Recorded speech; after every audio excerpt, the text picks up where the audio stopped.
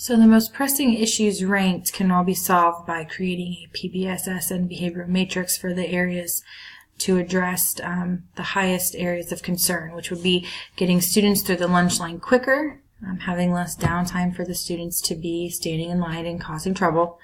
They need to be exiting in an orderly fashion. They need to be having an orderly seating arrangement, definitely a consistent restroom policy. They need to know what is expected of them in the cafeteria. That can be solved using scripts through the PBSS method. Cleaning up the cafeteria, again, using scripts to train the students. And to quote Jones, the effective classroom management is based in planning and preparation. Effective classroom management is embedded in the environment. And effective classroom management includes ongoing processes of observation and documentation. So even though the quote says classroom management, it really goes for all the areas of the school to have that planning and preparation included in the environment, and definitely going back and observing to see if what they're doing is working.